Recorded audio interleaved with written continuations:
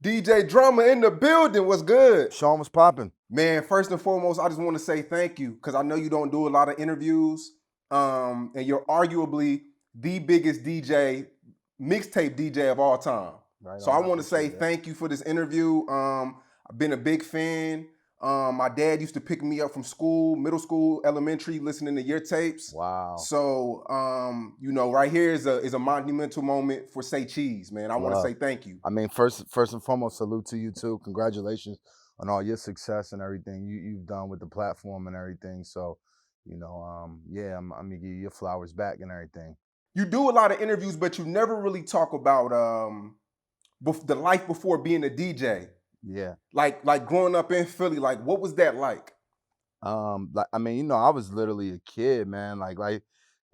I've lived so much of my life being a DJ up to this point, more of it being a DJ than not. But honestly, it's funny that you said that because I was just talking about this not too long ago. But before DJing was like my passion or even a hobby of something that I was kind of into and wanted to pursue, I was really into skateboarding. Shout out my man Stevie Williams who started DGK Dirty Ghetto Kids, but we kind of came up together. I used to I guess in my preteen years and everything, I was super into skateboarding. I used to go down to Love Park, downtown Philly, and skate with all the kids down there. And around that time, I felt like it was a time when a lot of young black kids was getting into skateboarding.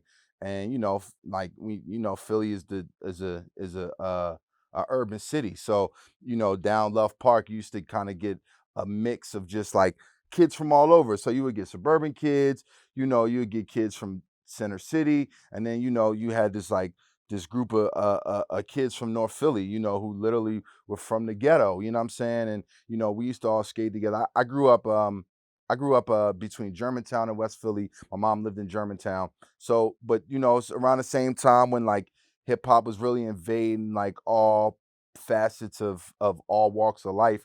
So we was young skateboarders, but at the same time, we love rap music. But honestly, I was trash. Like, I was niggas used to make fun of me because I barely could land a kickflip or get my ollies right. So once but skateboarding was my life. Like, I used to read the magazines and, watch Skate TV and all that type shit. And then, around ninth grade, the movie Juice came out and I went to go see it.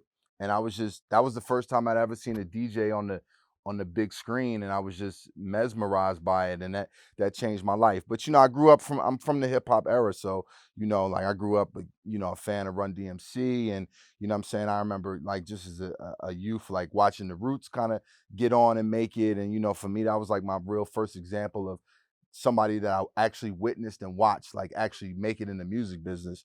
So they taught me a lot. And then both my parents my mom's an educator, my dad worked in a lot of like grassroots political organizations and stuff. So I grew up going to like marches on Washington and not going against the strikes, what union was going on in Philly. So I had a very eventful childhood and youth.